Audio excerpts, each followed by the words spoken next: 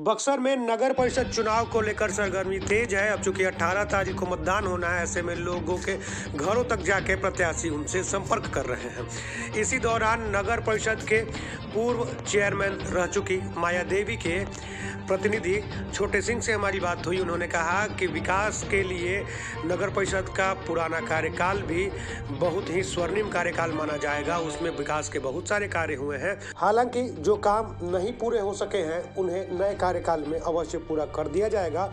जो प्रमुख कार्य पूरे करने हैं उनमें डंपिंग जोन का चयन और कचरे के निस्तारण का कार्य प्रमुख है, जिसे अब की कार्यकाल में पूरा कर लिया जाएगा। सुनिए क्या कहा उन्होंने।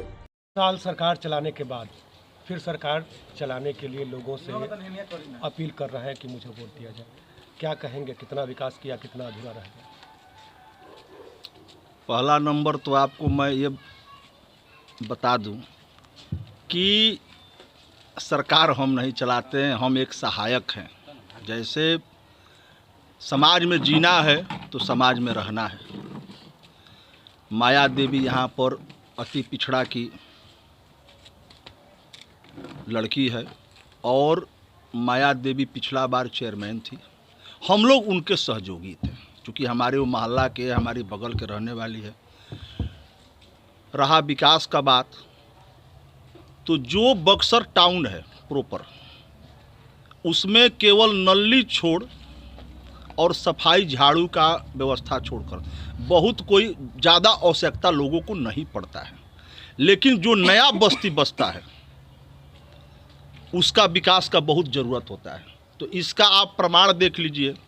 कुंवर कॉलोनी हो, श्री कृष्ण नगर कॉलोनी हो, गायत्री नगर कॉलोनी हो, आपको चीनी मिल का पूरा इलाका हो, आप जाकर स्वयं, आप बड़े पत्रकार हैं, आपका न्यूज़ का बहुत बड़ा वैल्यू है समाज में, आप स्वयं जाकर देखिए कि जो खेत में बसा हुआ मोहल्ला था, गली गली गली गली रोड हो गया है। रोड किसका है?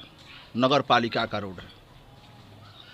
रह गया बात शहर का, तो शहर में जहाँ जहाँ लोगों ने आवश्यकता बताई कि यहाँ रोड की ज़रूरत है, वहाँ हम लोग पूरा करने का काम करवाए उनसे कि नहीं भाई, आप चेयरमैन हैं, आपका दायित्व है इस जिम्मेवारी को निभाना। हम लोग उसमें पीछे से रहकर सहायता उनकी करते हैं, क्योंकि हम लोग बक्सर शहर में जन्म लिए, बक्सर में हम लोगों का पालन पोषण हुआ, रग रग के बात से हम लोग वाकिफ़ हैं। तो आज भी पीछे हैं या फिर आज नहीं? आज भी हम लोग पीछे हैं। हम ही नहीं, जितने आप एक बार कैमरा अपना घुमा लीजिए, देख लीजिए, जितने भी हमारे अभिभावक हैं, गार्जियन हैं, सब आदमी हम लोग माया देवी के पीछे खड़ा हैं कि ये चुनाव जीतें और जीतकर बक्सर का विकास करें।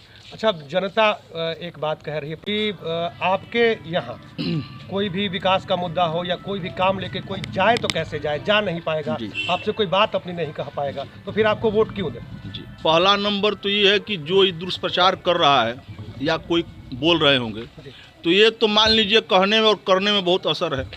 हम सुबह में 6 से लेकर 6 बजे सुबह से लेकर और 10 से 10:30 तक हम अपने घर पर बाहर बैठते हैं। इसीलिए आज 10 साल से, ही नहीं कि कोई आज बैठ रहे हैं, 10-12 साल से हमारा रूटीन है कि सुबह में हम 6 बजे से लेकर 10 से 10:30 बजे तक बैठते हैं, 5-5.5 घंटा, कि जो भी कोई हित मित्र हमारा प्रेमी आवे, अरे हम तो कोई बहुत बड़ा नेता है नहीं कि हमको बहुत काम कराना है, लेकिन जो भी छोटा मोटा काम लेकर आवे या समस्या लेकर आवे तो हम उसका तुरंत हल करने का प्रयास करते हैं।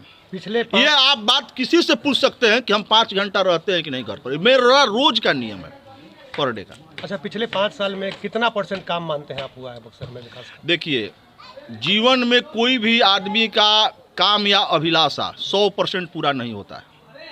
अगर 70% 75% भी आपका कोई काम कर देता है तो हम लोग उसको देहाती भाषा में 100 मानकर चलते हैं कि हमारा काम हो गया। 5 साल में कचरे का पहाड़ बन गया है बहुत बक्सर में। आपको जानकारी में बता दें कि कचरा डंप के लिए हम लोग जमीन चेयरमैन के द्वारा उन पर हम लोग अपना सामाजिक जो दबाव है बनाकर हम लोग ज़मीन अलाटमेंट करवाए थे, लेकिन उसमें कुछ कानूनी अड़चन आने के चलते अभी तक वो क्लियर नहीं हुआ है। ये सारा बात, रिकॉर्ड की बात आपसे बता रहे हैं, जिस दिन वो आदमी कंप्लीट हो जाएगा सारा कचरा उसमें डंप होने लगेगा। अच्छा, आपने अपनी सभाओं के दौरान एक बात ये भी कही कि जो लोग पिछले सरकार में थे, आपके सहयोगी या जो लोग विपक्ष में भी थे, उन लोगों ने विकास कार्य में बाधा डाली और फिर वही लोग जो है आपके विपक्ष में खड़े हैं अब की बार प्रत्याशी। देखिए, पहले का जो चेयरमैन का चुनाव होता है, हम लोग 2002 से चेयरमैन की चुनाव में हम लोग अपना भूमिका रखते हैं। जी।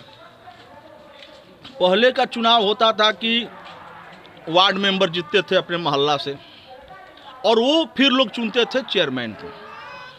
तो चेयरमैन हमेशा अपने वोट के दबाव में रहता था, जनता के वोट के दबाव में नहीं।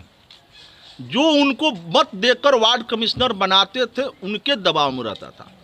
चेयरमैन का ये स्थिति रहता है कि अगर मान लीजिए कि कोई आपका वार्ड कमिश्नर है, आप हमको वोट दिए हैं और संजोग से आपके कोई विरोधी पार्टी का निमंत्रण आ गया हमको, तो हमको पूछना पड़ता था कि भाई हम वहाँ जाएं कि नहीं जाएं। अगर वार्ड कमिश्नर साहब बोलेंगे कि आप जाइए तो जाना है, कहेंगे ना भाई हमारा विरोधी पार्टी तो नहीं जाना है। तो इसलिए इस दुष्प्रचार के चक्र में नहीं पड़ना है। पहले जो जनता का वोट था वो वार्ड कमिश्नर के द्वारा चेयरमैन के पास पहुंचता था। आज जनता डायरेक्ट चेयरमैन का चुनाव कर रही है। अगर जनता से कोई विश्वासघात करेगा तो जनता 5 साल में कान पकड़कर बाहर कर देगी, फिर दोबारा वापसी नहीं हो पाएगा किसी का। तो लग रहा है कि मतलब उस समय कार्य जो प्रभावित हुए थे उसका यही एक कारण था। प्रमुख कारण ये भी था, और प्रमुख कारण ये था कि 6 महीना पहले 7 महीना पहले बंद भी हो गया हम लोगों का नया कुल परिसमन जुड़ने के चलते, उसमें भी कुछ काम लास्ट में बाधित हो गया। जैसे कई ठो नाला का डाक हो गया था, सब चीज़ हो गया था, लेकिन वो काम रुक गया। तो सरकार के बनते ही वो काम प्रगति पा जाएगी, नया बक्सर दिखेगा। नया बक्सर दिखेगा। ये बक्सर वासियों से हम लोगों का अनुरोध है कि माया देवी को आप लोग 9 नंबर चरखा छाप पर मत देकर भारी मतों से विजयी बनावें।